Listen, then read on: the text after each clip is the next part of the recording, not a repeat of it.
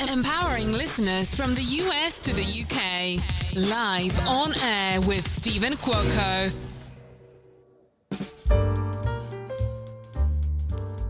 It's a beautiful, beautiful, exciting day.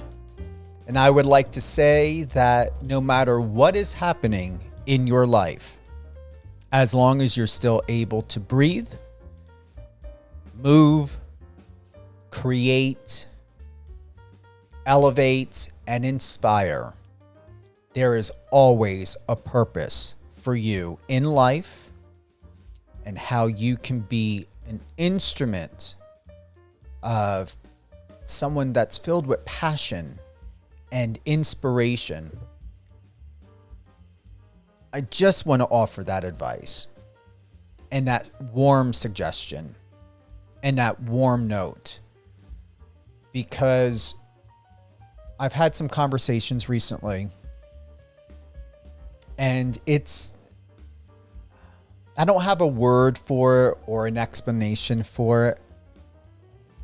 I find it, I'm going to say interesting is what comes to my mind right now, that there are people in this world that you would never think are feeling alone, lonely, misguided, mistreated, even the people that are closest to you. There is a huge disconnection and separation of relationships going on, whether it's with self or with someone that's close to you. Just find a way to really take a pause and look within yourself and within your life. And if you feel that there is something that's missing, you're feeling unfulfilled, or you know someone that's feeling unfulfilled, give them a call. Send them a letter. I truly believe that someone will be there for you. I truly believe that there are going to be people, even strangers. I've said this before. I am where I'm at in my life today more because of strangers, not because of family. And nothing against my family. I love my family. Sometimes when someone is way too comfortable and familiar, they're less inclined to take more of initiative than someone who's a stranger out there searching, inspiring, and helping to make things a lot better because they're not staying in some sort of safe zone. So just know that there is someone out there. If you don't have that person in your life now or that opportunity, there is great potential. It will be there for you. And if you have a moment and you don't feel that it's going to take too much away from yourself, you don't need to look unless you want to. But I guarantee you, you are an inspiration and you are someone that someone else needs in their life, even for a kind word, a hug, a smile. With that being said, very honored to have with me today Gatsby Frimpong. He is the co-founder and CEO of Gatsby TV, the tech company that developed an indigenous app offering a fast and fun new way to discover television shows and movies. When this came to me, I was sharing with Gatsby earlier before we went live. When this information came to me, I was highly, and I'm still highly impressed by it. I was looking on the website today. I did download the app. It's phenomenal. We're going to learn a lot about Gatsby TV, where the evolution is at in this that possibly no one else has done, because I have not heard of anyone doing or creating an app like this. And to highlight, the Gatsby TV app is seamlessly bridging the gap between our screens and social lives. Some golden nuggets that Gatsby shared, the CEO and founder of Gatsby TV, about what you can even do on the app. I'm like blown away by it. Yet the website has got a lot of potential, and I know that they're going to be doing a lot more upgrades on that and with that. And Gatsby, welcome to Live on Air with Stephen Cuoco on Power 98.5 Satellite Radio and Biz Talk Radio. Hey, thanks for having me. I'm live from Stanford, California. The tech capital of the U.S. Yeah, I'd say so. Silicon Valley is a place where we've been having innovation, and we continue to have it, and we will have it going into the future. So don't let anyone tell you otherwise. Oh, I won't. Hey, you're the professional. This is your jurisdiction, and I'm trusting it. I mean, the proof is in what I'm seeing. Yeah, 100%. So basically our team is a bunch of Stanford engineers, and so we've been working pretty diligently, not only on schoolwork because it is finals week this week, but also working on this business. So yeah, it's been awesome. How old are you, and when are you graduating, or did you already graduate? No, I have not graduated, and I'm in my early 30s. I am a master's student here, and our team is a mixture of undergrads and graduate students. And yeah, I plan to graduate next year, but as long as this app keeps taking off, who knows if graduation is actually going to happen. How long have you been this much of a genius in this world of tech? Yeah, so I've been working in tech my entire career. I've worked at Apple, Microsoft, Google, and Cisco systems, all in engineering and product roles. And so I've had a pretty good and lengthy career in terms of bringing value to users, billions of users, as you know. You've heard of all four of those companies, I assume. And so now I've sort of decided to strike out on my own and give some people value based on some of the things I'm most interested in. Are you still with the companies from time to time? Do they ever come back and want consulting from you? No, not at all, because this is an interesting space for them. They don't necessarily actually deal in the space in which we're trying to fill a void. And so, yeah, it's been an interesting journey. I would say that my experience at those places have allowed me to sort of gain the skills to allow me to be able to create something like this. We're looking at Tech Startups app is saving you from signing up for another streaming TV subscription. How is that possible, and what is the point? Yeah, so in terms of the app, what we do is we actually aggregate all of your various streaming video on demand services on Gatsby TV. So this is Netflix, Hulu, HBO, Max, Paramount, all those various things. And we allow you to have one single portal so you're able to view all of these things in one place. So you don't have to go hunting and pecking, searching in multiple different places. You do actually have to have the requisite subscription. So you do actually have to have Netflix or HBO, et cetera, to begin with. But what we do, again, is allow you to search across all of it easy. So if you're looking for a comedy, you can just see a comedy that's available anywhere. And then when you look at that comedy, you'll be able to see on Gatsby TV whether it's available for free via subscription, where you can buy it or where you can rent it. This is interesting. So I'm on the app right now. There's channels on here I never heard of before. Acorn TV, Sundance Now, Rooster Teeth. I was like, Mubi, if that's correct, public domain movies. There are a ton of selections here. How did you find these platforms? Are they all in the US, or are some of these like in another country? Is there going to be a problem with someone who may be US based when we think of geofencing?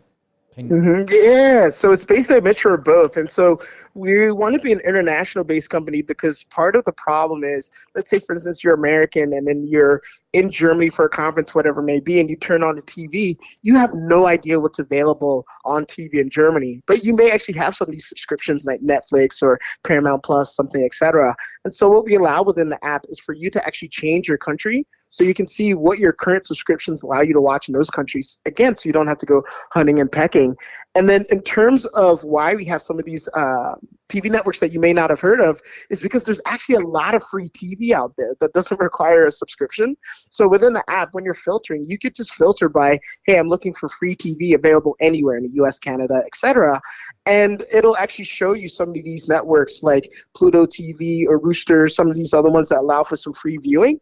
And so it allows you to think, okay, I don't have to buy a whole new subscription because X show is on Y network and this network is for free, so I'm going to go ahead and watch it there.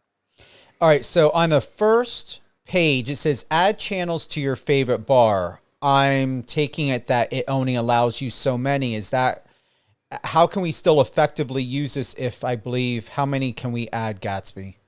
Yeah, so you can add an unlimited amount, but basically with that feature, yeah, on the Gatsby TV app, You can add as many as you want, but generally the idea behind that specific feature is that you're going to add what you're already subscribed to.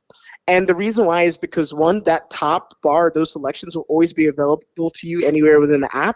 And secondly, whenever there's a TV show or movie that you're looking for that's available on one of those that you've already chosen, we'll make sure that it's highlighted and you can see, okay, you can watch this thing via something you already pay for free. So again, you don't end up paying unnecessarily for something. Okay, it's telling me I need to choose at least one more. Yeah, you got to choose 3. 3. I've got 1, 2, 3, 4, 5, 6, 7. Now it would have to be 8. Okay. Yeah. What do I want to use? Hey, I got to go with this, go through this with you, Yeah, no problem at all. Sling TV, that's free, isn't it? Yeah, I believe they do have a free version. They also have paid versions. Do they? God, there's so much to choose from here, but I don't mind. I'm looking for one other one that's free. But do you have to have it, like, say if it's Bravo, do you have to have a subscription to Bravo or certain ones here, or can it just give you the suggestion if you want to take a look at it? Yeah, it can give you the suggestion if you don't want to just take a look at it. And the whole idea is that you don't have to have these subscriptions. And part of it, too, is actually discovery, because after a while, if you start searching for thing after thing after thing, and you're like, man, it's always on Bravo, but I don't have a Bravo subscription, then it allows you to think a little more about what you're actually buying, and then maybe subscribe to Bravo. And within the app, it's sort of, in the settings, but we'll actually show you overall how much you're paying per month for each subscription, and also the yearly amount, so you can keep track of everything that you're buying, because that's also another thing, right? Like I get these things on my American Express account. They just send me, oh, you've been charged $15.99 for this and $10.99 for that. And after a while, I'm like, man, I don't even know what I'm paying for, because it's just telling you the price a lot of times. It's saying like maybe it's just charged to Apple. And so, yeah, within our app, it allows you to see, okay, each and every single one, what you're paying for, and if you're sharing passwords, and actually say, okay, this one is for free, et cetera, and you can see the total price of what you're paying. So to the ad watch list, you can start out, it wants you to add at least one, but you can always add more to that later, right? Yeah, exactly. And that's one of the primary features our users use, because what's going on there is it's one of those things. Let's say you're at brunch or you're eating dinner, or maybe you're texting a friend. People talk about shows all the time. And what that watch list allows you to do is, someone tells you about something, you can just open up the app real quick, add it to your watch list so that you don't have to commit it to your short-term memory. So the next time you sit down and you want to watch something, you're like, all right, let me go into the app and let me see what I added to my watch list. And you can say, oh yeah, there's X show that someone told me about. And then when you go into the Gatsby TV app, where you can watch it for free, subscription where you can buy it, it'll also show you the ratings via Rotten Tomatoes, IMDb, Metacritic, all this information all in one place. Now, here's something I'm sure that's going to be of importance to people. It gives you the option to either sign in with Apple, Google, Facebook, or you can register and sign in with an email. What do most people use? Do you know of how they're signing in? And in case someone that does not feel comfortable to register with, say, their Apple account or their Facebook account, is email always the easiest and best? Yeah, I would say the easiest, is definitely signing in via an existing ID you have, whether it be Facebook or Gmail or Apple. But we do actually have a lot of people say, hey, I don't want to register that way, so I'm going to use your login process. And I would say the most popular, by far it seems, is the Apple ID login. And I think partially because maybe for some people, Facebook, it's maybe not as popular, or maybe they're worried about privacy reasons in terms of Facebook. And I do know that at its core, privacy is a really big deal to Apple. And I think a lot of people are buying into that, and so they use that ID. They rather use Apple ID. All right, so now it's giving an option to either share my email or hide my email. I have not seen that before. Explain that.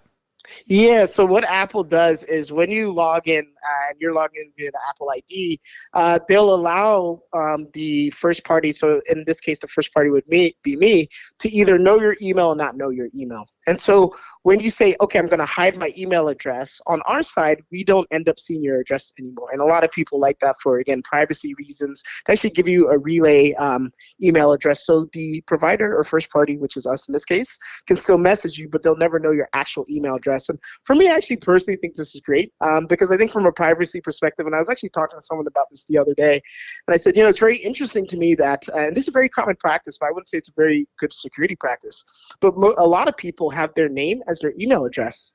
And I'm like, that's a very concerning thing, right? Because if you want privacy, I mean, all someone has to do is they look at your email address and they know your first and last name. And if they have access to some sort of database where they've already got credit cards, whatever it may be, they could just cross-reference, okay, this person, are they in this database? Okay, they have a Bank of America account, whatever it may be, and they can really cause some chaos in your life. So maybe as an aside to my business and Gatsby TV, what I'll say to people is, please stop using your names as your email addresses. It is not a good security practice.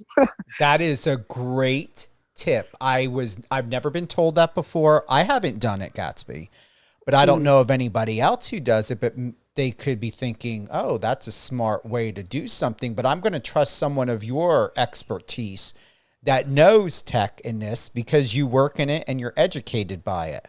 Mm-hmm. Yeah, exactly. And if you have a unique name like Gatsby from Pong, it's very easy to find that person on the internet once you have their email address. So yeah, again, I would caution against using your names, even if your name is something really popular like Chris Jones or something. It's just not a good practice. I'm officially in here. All right. So I've got my photo up. It says Stephen Cuoco TV. All right. Now, here's the thing. My username, I'm not going to give it out, but I'm just going to say I'm trying to figure out how to safely, because like you said, you never know. Someone is always fishing for information. Well, my name is not any secret, but let's just put it to you this way. Can my username be strategically the way I want it, or is the username of what I'm seeing right now, do I have to stick with that? No, you don't have to stick with it. So when you go to that page that it sounds like you're currently on, which is your profile page, there's a button, a red button at the top that says My Account and Settings. And in there, once you click that button, there should be a field that says username. And if you go in there and you change the username, it'll change your username within our system. So you still have the ability to change your username after the fact. Now, you just said and recommended Gatsby. Once again, we've got Gatsby Frimpong. He is the CEO and founder. He is the co-founder and CEO of Gatsby TV, the tech company that developed an indigenous app offering a fast and fun new way to discover television shows and movies.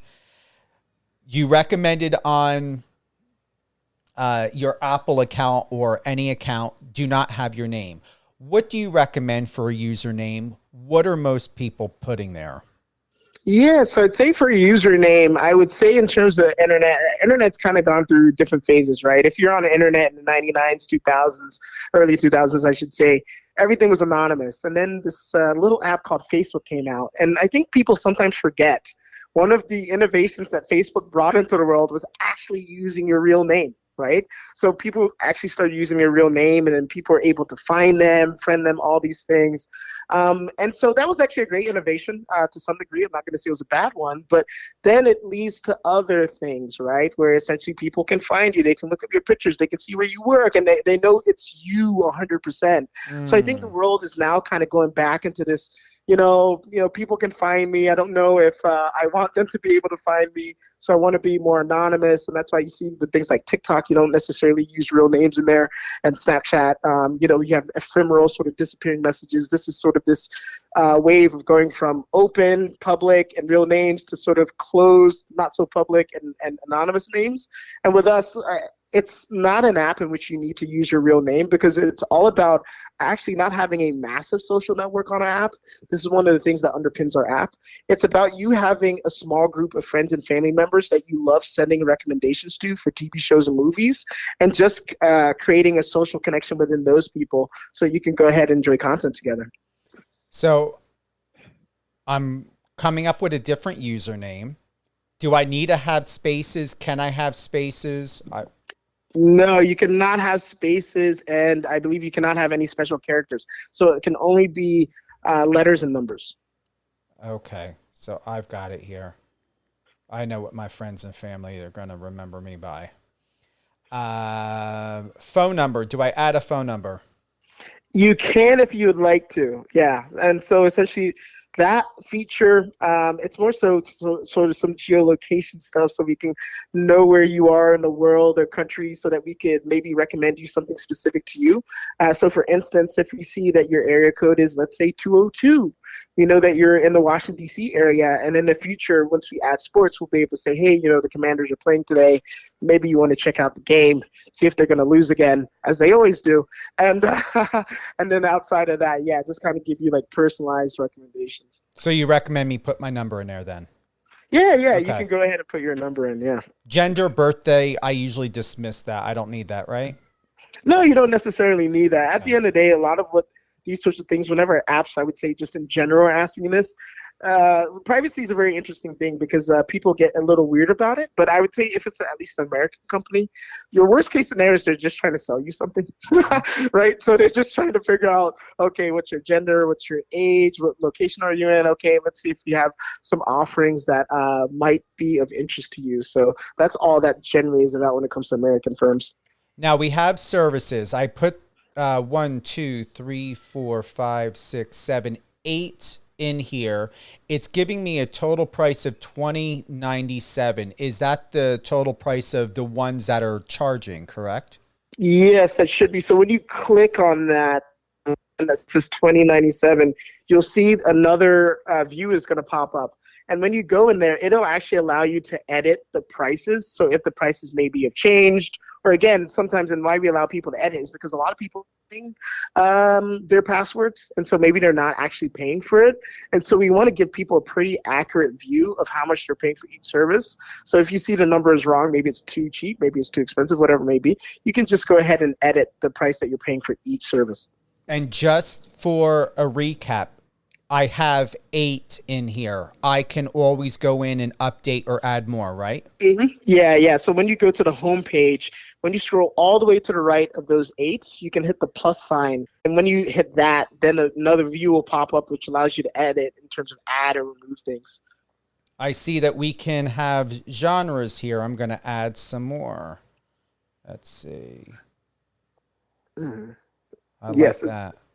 Yeah, exactly. And a lot of this, and again, with the genres, what networks you have. So the big idea with all this is allow your friends and family to send you recommendations. But there is also a piece of it where we can send you recommendations. And like any app, the more we know about you, what subscriptions you have, what genres you like, what you've watched in the past, what you plan to watch, we start to gain an understanding of who you are and what you like. And then we can also send you recommendations. Okay, it's already given me 2 recommendations already. I did pick something for a watch list. I've got the services. And if I have any questions, I do have permission to call you, right? Yeah, I mean, now that you have my personal number, I will say I'm one of these people, my phone is permanently on D&D, so I will most likely not pick up. But if you text me at some point in time, I will see it. And yeah, you can go ahead and ask me questions. Oh, okay. Yeah, don't worry. I won't harass you. I'd rather have you on my show more often than not, you know? Yeah. My mom is the only call that's allowed to get through to D&D, really. So that's another awesome thing about the iPhone in the settings. So I appreciate you giving me and having permission to have it. I mean, that means a lot to me. I see your profile showed up at the bottom of my homepage. Great photo. You look incredible. Yes. Does it matter of the followers and following at all? No, not at all. Really, the idea behind that is actually the thing that we're trying to build, again, is when we talk about TVs and movies, it's a very inherently social thing. Again, people talking at the water cooler at brunch about TVs and movies. So we wanted to make sure to bring that into the experience. But the idea partially for that is whenever you need inspiration for things to watch, then you'll be able to see people that you're connected with, what they've watched. And in terms of the followers and where we're going with that is we imagine, let's say 5-10 years in the future, we'd have influencers and we'd also have famous people on there. And you'd say, hey, I'm thinking about something to watch.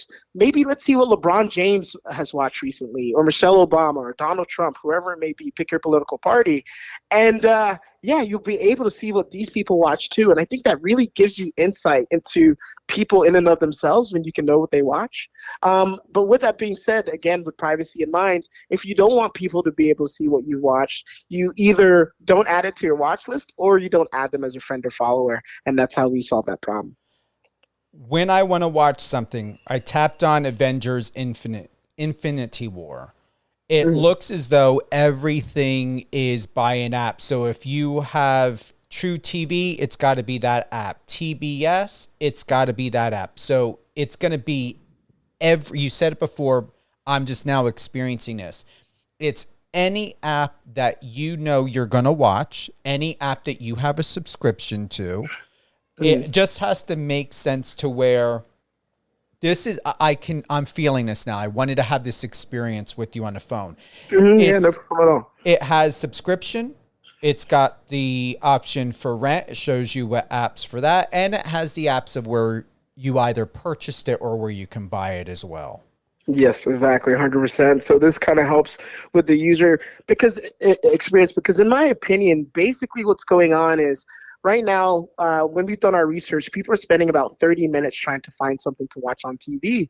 And the reason isn't because we don't have options, right? Most people have far too many subscriptions, or more subscriptions than they even remember paying for. And so really it just kind of comes down to the discovery and search process. And so we're trying to make that simple for people. And then the idea then is, let's say you're on Avengers Infinity War, you go ahead and you click that Disney icon. And if you have Disney on your phone, it'll actually send you to the Disney app, and it'll automatically start playing the TV show or movie. And so you don't actually watch the TV show or movie on our platform. We just act as discovery, and then we ship you out to Disney and we say, have a fun time watching that movie. And then outside of that, what we're actually working on right now is a redesign of our website, because we understand that a lot of people don't watch TV shows and movies on their phones. They watch it on their laptops. So we're redesigning the website to allow for that more easily. And then the second thing is we plan by the end of 2024 to finish our Apple TV app, so that, again, maybe you've added something to your watch list while someone told you about a specific show at the office. And then you sit down at the end of the day, you just had dinner, you're with your boo, you're hanging out, and you said, oh yeah, my colleague said that we should watch the show. I just added it to my watch list. You turn on your TV, you go to the Gatsby TV app, voila, the show is there. You click on Avengers Infinity War, you click on Disney Plus, and it immediately starts playing. And that's the idea behind the app. I'm loving it. And then you've got TikToks on here. It's showing your TikToks now. So when I have or add friends, it'll show their TikToks. Yes, 100%. Because a part of the app, too, is this social experience, right? So you can search and you can find things to watch on TV and the like. And then the idea then is that there are a lot of people who love talking about TV shows and movies they watch. So what we've seen is a lot of users will watch a TV show or movie, and then they'll go ahead and create kind of like a small TikTok-like video. Maybe it's 30 seconds, maybe it's a minute, and saying, hey, I just watched Avengers Infinity War, spoiler alert, or hey, this is what I thought about it. And so it gives you that ability to get information from critics or people in your network that you really enjoy hearing from, to hear what they think about TV shows and movies. You've done a great job, Gatsby, on this. I've got to ask, once again, you're the co-founder and CEO of Gatsby TV. Did you find a problem when it came to searching, having something all in one, having something that's easy, knowing that a lot of times, and I know this to be a fact, Netflix, Hulu, there are a lot of platforms, especially Netflix and Hulu, that are not putting marketing dollars into shows. So that's where I see the convenience comes in, because there are times I will find out about shows possibly on an app that I may not be using, that a friend will tell me about, and maybe I could consider, because sometimes you can get a free trial or they'll give a reduced, rate. I know Apple TV does that at times. They'll give you some type of 3 months free or something or another. I can see that to where there's a lot of networks that have great films and shows all over the place. However, if no one's signed up for newsletters or getting information, if they don't really pay attention to the news, if they're not looking in the entertainment section every day to see what's happening or looking on IMDb, we won't know. Yeah, 100%. And the thing I was saying, the genesis of the entire project really came from a problem I think a lot of people have, if not millions of people in the United States especially have, is you get home from work, you just had dinner with your boo. And with me, what would happen is I always felt like her and I would kind of have this contentious situation, right? Because we're like, what do we want to watch? I'd say I want to watch something. She says she wants to watch something. We go back and forth. And then we'd end up watching The Office or Friends for the thousandth time. And so for me, I was like, man, this is so crazy. We have so many different subscriptions. And why are we watching the same thing over and over again? And so that was part of the problem. And then the second problem I had is, let's say we decided to watch something that new. We'd go around trying to find it. Like, okay, maybe it's on this, maybe it's on that. Maybe search Google, maybe search Apple TV. And then we say, okay, it's not available on any of our subscriptions. And we buy it from iTunes or something like that, or Google Play Store. And then we'd watch it. And then I would feel like, a few weeks later, a month later, whatever it may be, I'm on a different subscription. I'm like, wait, hold on. This was available via this other subscription I already have. Why did I rent it from, X place?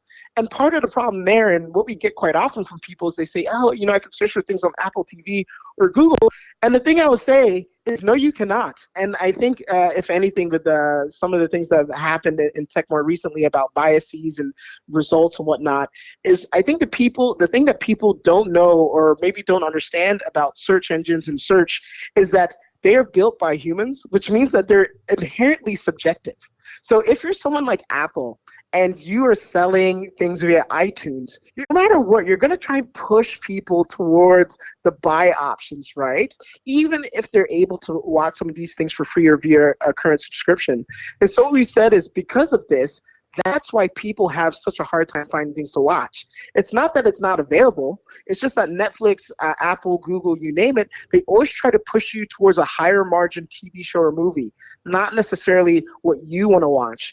And by not creating content, we're able to basically be the Switzerland and say, hey, we're not trying to push you to any specific movie or any specific TV show because we're not making money off of it. We're pushing you to something we actually think you'll like because either a friend has recommended it to you, or you've told us via some of your information you prefer this genre, you have these networks, and then that's it. Couple points here. And what are you going for, Gatsby? Your master's, your MBA? What are you going for? Yeah, so basically right now I'm a dual master student at both Stanford University in design engineering and then at UC Berkeley in data science. So I'm doing both masters right now. Okay. In here, just to double check, it says Gatsby is a Stanford University graduate and his extensive experience includes engineering jobs at Apple, Microsoft, and Google. That's why I wanted to find out, like, did you graduate and now you're back again, or? Oh, no, I'm still in. Yeah, I'm a current student. Yeah. That's why I'm double checking here, because yes, the information I have here is that you're a graduate. However, I think it's that definition between graduate student and graduated. It's that D. Okay. Got it. All right. I'm not, either way, you're ahead of your time. And even though you haven't graduated yet, I'm going to honestly say what you're doing and producing, you might as well have already. Yep, exactly. Some bullet points here. Gatsby can provide brilliant insight on a state of streaming networks and looking at where to stream for free without renting or starting a subscription. That's what I took away from this while on the app.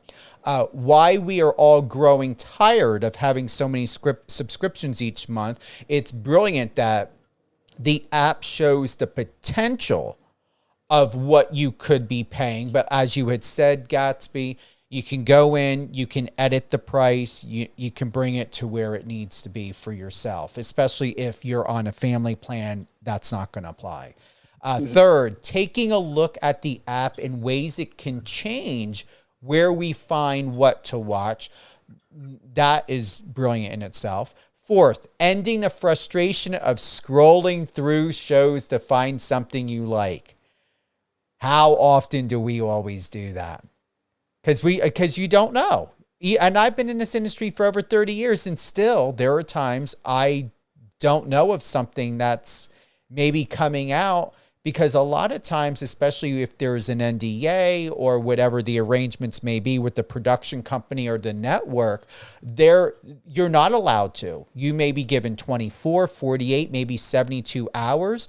And that's why normally if you don't see it on IMDb first, not saying that you should have to go there for all things new and what's relevant, but a lot of times that's where it goes first. But most media companies don't like that, because then it's like blowing the whistle. And a lot of media companies feel like they don't get a chance to have the option and opportunity to get more involved, because everything goes to IMDb first.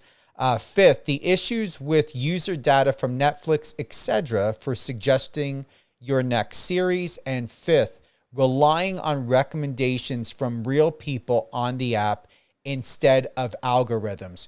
Did you come up with all of this because of your time with Apple and Microsoft and Google? Were you spearheading that these 1, 2, 3, 4, 5, actually it's 6, these 6 areas need to be addressed? Or was it from other people where you sat down at a table and said that these are the top 6 that we need to focus on? Yeah, so essentially this all came from my own personal frustrations, and then ultimately put together a team to help resolve it. And as we put together a team, we started doing interviews with people, and quite quickly realized that, to be quite honest, I don't know if I've met a person to date that can identify with at least 4 of those 6 problems. And so we said, wow, this is such a big problem. Why is the industry like this? Why is it done this way? And to be quite honest, it's just because there's a handful, and it's not a small group. It's a fairly reasonable size, right? You have Fox, you have ABC, you have YouTube, you have Amazon, you have Apple, you have so many players. But basically, going back to what I said before, because of profit motive, they're giving you what they essentially want you to pay for rather than what you want to watch. And that thing alone, and not saying that profits or business are bad, but as a user, I want to watch actually something I'm interested in, right? And not have to pay for it if I don't have to. And because of essentially profit motive, they're not really serving users in the way they need to be served. And so I said, you know what, I'm going to strike out on my own and build something that ultimately makes users happy. What's next in the generation of Gatsby TV when we think about 2024, 2025? I know you shared with me privately that some things are going to be evolving towards the end of the year. What's next? Yes. Yeah, so essentially what we're doing right now is we're running all around Silicon Valley looking for investors. So if there are any investors listening in right now, we are not funded at all. All of this has been created using our own money. And so we're looking to really scale via investment and get our name out to more people. Secondly, on the technology side, we are revamping our website so that people are able to watch and send recommendations of TV shows and movies to their friends and family members on there. And then lastly, on the technology side, we are building an Apple TV version of the app because, again, we know ultimately people are not watching TV shows and movies on their phone. They're most likely probably going to do it on their TV. And so what we're trying to do is build this cross-platform software so that essentially whether you watch on your phone, whether you watch on your iPad, whether you watch on your laptop, whether you watch on your TV, no matter what it be, we will be there and available for you. Now, if I heard this correctly, Gatsby, are you saying that we will be able to watch programming on your app? Yeah, so essentially, not quite, but to some degree. So what happens is you still do the search, discovery, and recommendations within our app. And then let's say, for instance, you're on an Apple TV version, and again, you have Avengers Infinity War, you found it, and you're like, okay, I want to watch this. I see it's in the Gatsby TV app. As soon as you click it, we actually send you out to Disney Plus because they're the creators of the content, and so you have to watch it on there. But to you as a user, it's all pretty transparent, right? Because you click on Avengers Infinity War and we automatically open it up and start playing it for you. And then you see the Disney logo and all those things. And so it's pretty much the same experience that you get on your TV today, except for the search, discovery, and recommendation process is a lot more seamless. You launched in here beginning with 100, am I reading this correctly? 100,000 users? Yeah, almost 100,000 at this point. And so it's been pretty nice. We at first started to work on it part-time. a little more than a year ago. So it was a few years ago. And again, it was more of a part-time thing, trying to figure out if this would work. And then once we realized that it would work, we said, okay, we're going to spend 100% of our time working on it, start working on it full time. And so, yeah, we've got, like I said, I really, if any, I don't know if I've ever met anyone that doesn't identify with at least 4 of the 6 problems. And so it's been really easy actually to get people to download the app and try it out and actually start searching and adding things to their watch list. So we know we're onto something here, and that's why we started to look at getting investors so we can get it out to more people. Will there ever be a chance that this will be available for PC users? Because right now it's only for Apple and Android. Yeah, so in terms of the website, it would be available for PC users via that. When is that, soon, or is it now? Yeah, so that would be, I would say, by August. So we have a version internally of this that we actually use today. And so it's something that we could actually come out with, and it would be available tomorrow. But I am not going to Stanford for no reason. I am a overachiever and I am a perfectionist. So we're trying to make it the best possible product possible before we release it, so that people have a wonderful time using it when they start using it. Yeah, I love my Apple products. I'm not an Android user. Been there, done that. Great that people love. It's amazing how you've got your Android and you've got your Apple, your iOS, and how there is an advocacy that most people very rarely, unless you have a different mark for this, Gatsby, do not switch. And I'm speaking only for myself.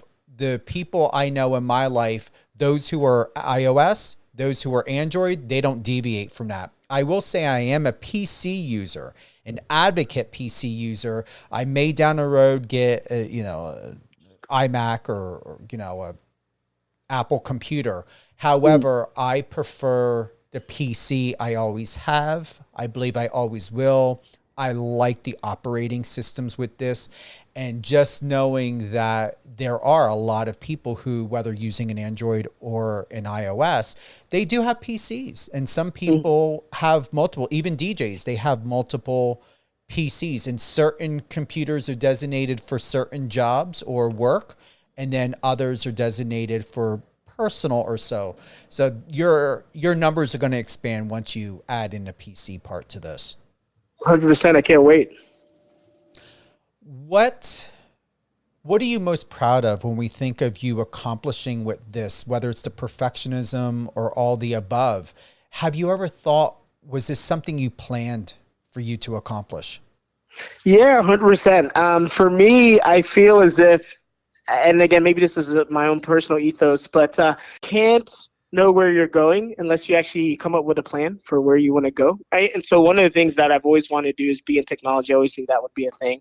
But at the end of the day, I always sort of knew that I wanted to work for myself. And so I don't believe in really creating a business for the sake of it, but I believe in creating a business because you're really passionate about solving some sort of user problem. And so I sort of married it too. I knew I wanted to work on my own, or for myself, I should say.